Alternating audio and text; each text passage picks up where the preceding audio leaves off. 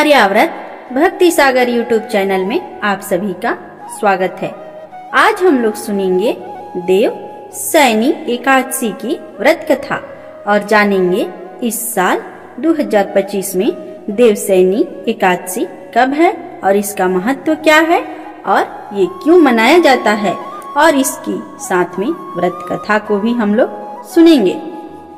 देव सैनी एकादशी को आषाढ़ी एकादशी और हरि सैनी एकादशी के नाम से भी जाना जाता है।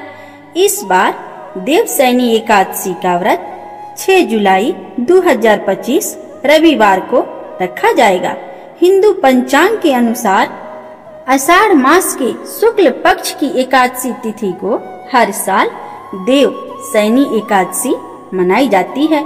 देव सैनी एकादशी के दिन चतुर्मास की भी शुरुआत होती है और हिंदू धर्म में चतुर्मास के 4 महीने बहुत ही शुभ माने जाते हैं।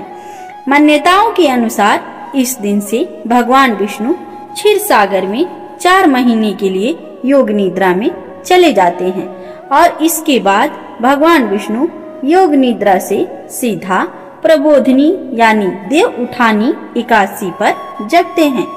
साथ ही इन दिन से सभी मांगलिक और शुभ कार्यों पर रोक लग जाती है। आइए जानते हैं इसकी व्रत कथा क्या है।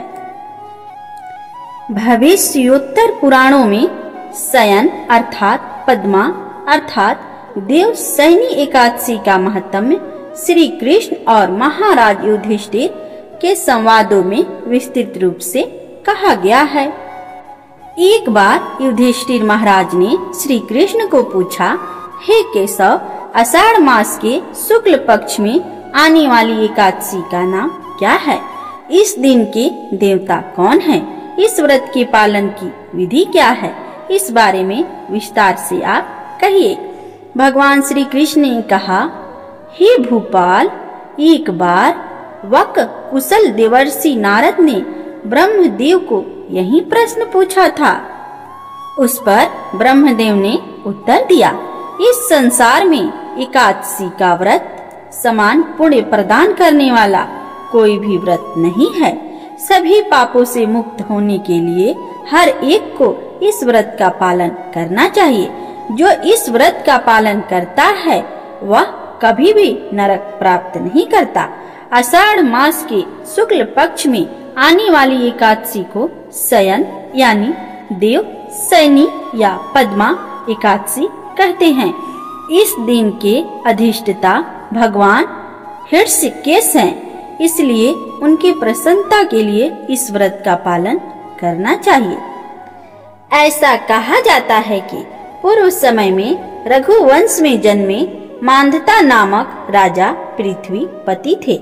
सत्यवादी राजाओं के वह अग्रणी थे, साथ ही बहुत बलवान पराक्रमी थे और प्रजा के पालन अपनी संतान की तरह करते थे। इस पुण्यवान राजा के राज्य में कभी बाढ़ सूखा नहीं था, साथ में कोई भी बीमारी नहीं थी। इससे सभी प्रजा प्रसन्नचित्त और सुखपूर्वक रहती थी। राजा के कोष में अन्याय से लिया हुआ थोड़ा भी धन नहीं था। इस प्रकार से राजा और प्रजा दोनों का ही जीवन आनंद से व्यतीत हो रहा था। कुछ वर्षों पश्चात दैव से अथवा किसी पाप कर्म से 3 वर्ष तक लगातार वर्षा नहीं हुई। धान के अभाव में लोग भूखे मरने लगे। यज्ञ करना बंद हो गया। सब दुख से व्याकुल होकर राजा से विनती करने लगे, हे राजन, कृपया हमारी सुने।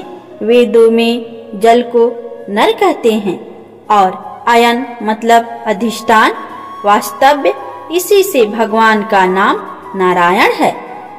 जो हमेशा जल में वास्तव्य करता है वह वर्षा का मूल कारण है।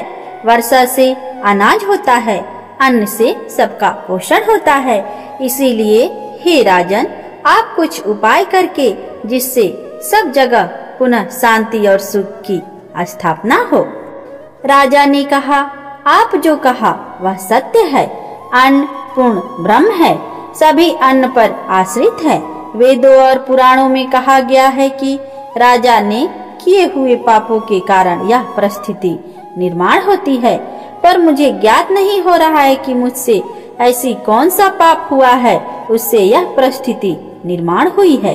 फिर भी अपने प्रजा के हित के लिए मैं प्रयास करूंगा।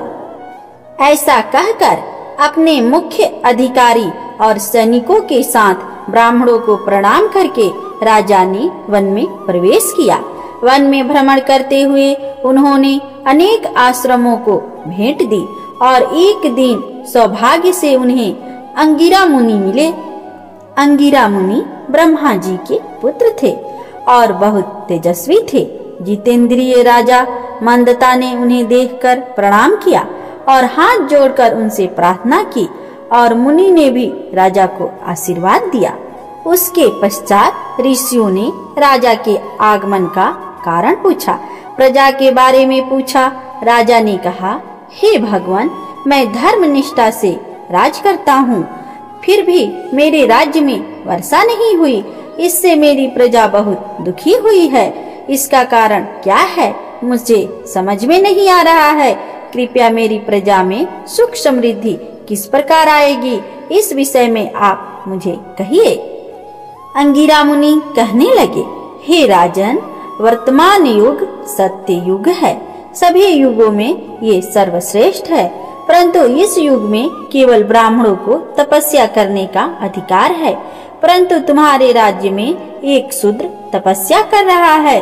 उसकी तपस्या से तुम्हारे राज्य पर यह परिस्थिति आई है। इसीलिए तुम्हें उस शूद्र को मारकर प्रजा में सुख समृद्धि लानी चाहिए। राजा ने कहा, हे ऋषिवर, तपस्या में मग्न निष्पाप व्यक्ति को मारना असंभव है। कृपया आप मुझे अन्य सुलभ उपाय बताएं। अंगिरा मुनि ने उत्तर दिया, इस परिस्थिति में पवित्र पद्मा या देव सैनी अर्थात सैनी एकादशी का पालन आपको तथा आपकी प्रजा को करनी चाहिए। इसके पालन से राज्य में वर्षा होगी। यह एकादशी आषाढ़ मास के शुक्ल पक्ष में आती है। इस व्रत के पालन से व्यक्ति सभी पापों से मुक्त होता है और उसके अंतिम ध्येय प्राप्ति की मार्ग रुकावटें दूर हो जाती है। हे राजन, तुम्हें अपने परिवार और प्रजा के साथ इस व्रत का पालन करना चाहिए। अंगिरा मुनि के वचन सुनकर राजा अपने राज्य लौट आए। सभी ने आषाढ़ मास की एकादशी के व्रत का पालन किया। इस व्रत के प्रभाव से राज्य में सब जगह वर्षा हुई। राज्य में सुख समृद्धि से सारी प्रजा प्रसन्न हो गई। इस व्रत के पालन से भगवान हृषिकेश प्रसन्न होते हैं और व्रत करने वाले के कथन अथवा श्रवण करने से सभी पाप नष्ट हो जाते हैं। इस एकादशी को विष्णु सैनी एकादशी भी कहते हैं। भगवान विष्णु की प्रसन्नता के लिए वैष्णव इस व्रत का पालन करते हैं। अन्य भौतिक भोगों के लिए नहीं, अपितु उनकी शुद्धि भक्ति की प्राप्ति के लिए वैष्णव प्रार्थना करते हैं। इस एकादशी से ही चतुर्मास व्रत प्रारंभ होता है। इस दिन से भगवान शयन करते हैं। इस काल से उनके उठने तक 4 महीने उनके गुणों का श्रवण कीर्तन करके वैष्णव इस व्रत का पालन करते हैं। युधिष्ठिर महाराज ने फौरन श्री कृष्ण को पूछा, भगवान, किस प्रकार इस विष्णु शयन व्रत अर्थात चतुर्मास का पालन करना चाहिए? कृपया इस बारे में आप कहिए। भगवान श्री कृष्ण ने कहा, हे राजन, जब सूर्य कर्क राशि में प्रवेश करता है उस समय अखिल ब्रह्मांड के पालक भगवान मधुसूदन शयन करते हैं। जिस समय सूर्य तुला राशि में प्रवेश करता है उस समय भगवान निद्रा से जग जाते हैं। शयन एकादशी से चतुर्मास प्रारंभ होता है। हे युधिष्ठिर महाराज, प्रातः उठकर स्नान के पश्चात भगवान विष्णु को पीताम्बर पहनाना चाहिए। भगवान के लिए सफेद चादर का बिछावन लगाना चाहिए। भगवान को पंचामृत का अभिषेक करके उन्हें पोंछकर चंदन का लेप लगाना चाहिए। धूप दीप फूल अर्पण करके उनकी पूजा करनी चाहिए और उनसे उन्हें सुलाना चाहिए। चतुर्मास का प्रारंभ हम एकादशी, द्वादशी, पूर्णमासी, अष्टमी, या संक्रांति से कर सकते हैं। कार्तिक मास की द्वादशी को चतुर्मास व्रत का समाप्त होता है। जो व्यक्ति चतुर्मास व्रत धारण करता है वह भगवान का स्मरण करते हुए सूर्य के समान तेजस्वी विमान में बैठकर भगवान के धाम को जाता है। जो व्यक्ति चतुर्मास में भगवान के मंदिर की आगे के आंगन का मार्जन करता है, पेड़ और लताओं से सुशोभित करता है, उसे 7 जन्म आनंद की प्राप्ति होती है। साथ में भगवान को घी दीपक अर्पण करने से व्यक्ति समृद्ध और भाग्यशाली बनता है। जो व्यक्ति मंदिर में प्रातः, संध्या, दोपहर गायत्री मंत्र का जाप 108 बार करता है वह पापमय कार्य में रत नहीं होता। व्यास देव उस व्यक्ति पर प्रसन्न होते हैं और उसे विष्णु लोक की प्राप्ति होती है। भगवान जनार्दन जब तक निद्रा में रहते हैं उस समय तक व्रतधारी व्यक्ति को पलंग पर नहीं सोना चाहिए। चतुर्मास में जो कोई भी भगवान विष्णु के सामने गायन करता है उसे गंधर्व लोक की प्राप्ति होती है। जो गुड़ का त्याग करता है उसे पुत्र पौत्र की प्राप्ति होती है। तिल व्रज करने से व्यक्ति रूपवान होता है, उसके सभी शत्रुओं का नाश होता है। जो व्यक्ति अपनी खुशी के लिए फूलों का उपयोग नहीं करता उसे विद्याधर लोक की प्राप्ति होती है। पान खाना वर्जित करने से व्यक्ति निरोग होता है। भगवान श्री कृष्ण की प्रसन्नता के लिए जो दूध दही का त्याग करता है उसे गोलोक की प्राप्ति होती है। जो नाखून अथवा केश नहीं काटता उस व्यक्ति को भगवान के चरण कमलों का स्पर्श करने का पुण्य मिलता है। जो भगवान के मंदिर की परिक्रमा करता है वह हंस विमान में सवार होकर भगवत धाम को जाता है। देव सैनी एकादशी की एक और कथा है। शिव महापुराण के अनुसार दैत्यों का राजा दंभ विष्णु भक्त था। विवाह के कई वर्षों पश्चात भी जब उसके यहाँ संतान नहीं हुई तो उसने शुक्राचार्य को अपना गुरु बनाकर श्री कृष्ण मंत्र प्राप्त किया। इस मंत्र को पाने के पश्चात उसने पुष्कर सरोवर में घोर तप किया। उसके तप से प्रसन्न होकर भगवान विष्णु ने उसे संतान प्राप्ति का वरदान दे दिया। भगवान विष्णु के वरदान से दंभ को पुत्र हुआ। उसका नाम शंखचूर्ण रखा गया। बड़ा होने पर उसने ब्रह्मा जी को प्रसन्न करने के लिए पुष्कर में घोर तपस्या की। उसके तप से प्रसन्न होकर ब्रह्मा जी ने उसे वरदान मांगने को कहा। शंखचूर्ण ने ब्रह्मा जी से कहा कि उसे देवता भी नहीं मार पाए और अजर अमर रहे। ब्रह्मा जी ने उससे कहा कि तुम अजर अमर तो नहीं हो सकते, लेकिन तुम्हारी मृत्यु विशेष परिस्थितियों में अत्यंत कठिनाई से होगी। वरदान को पाकर शंखचूर्ण के अत्याचार बढ़ने लगे। हार कर सभी देवता भगवान विष्णु की शरण में गए और शंखचूर्ण के अत्याचारों से मुक्ति दिलाने की प्रार्थना की। तब विष्णु शंकर जी के पास गए। भगवान विष्णु की सहायता से भगवान शंकर ने शंखचूर्ण का वध किया। जिस दिन शंखचूर्ण का वध हुआ था उसी दिन आषाढ़ मास की एकादशी थी। शंखचूर्ण की मृत्यु के पश्चात भगवान विष्णु शयन करने के लिए क्षीर सागर में चले गए। भगवान विष्णु के शयन के लिए जाने का कारण इस हरि शयनी एकादशी और देवशयनी एकादशी कहा गया।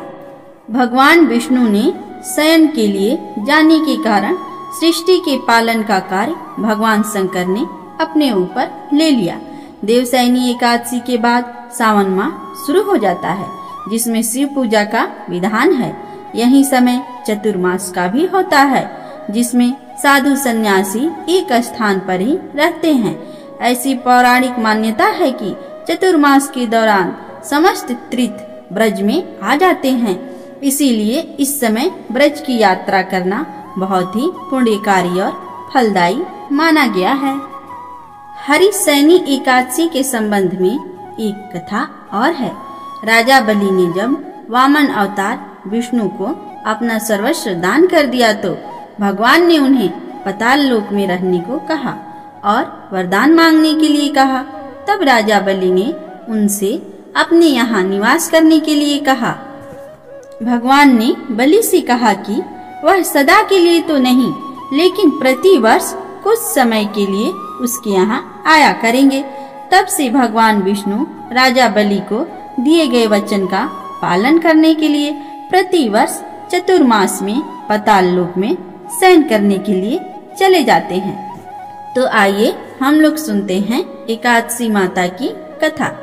पौराणिक कथा के अनुसार मूरा नाम का एक दैत्य था, जिसने इंद्र और अन्य देवताओं को पराजित कर देवलोक से निकाल दिया।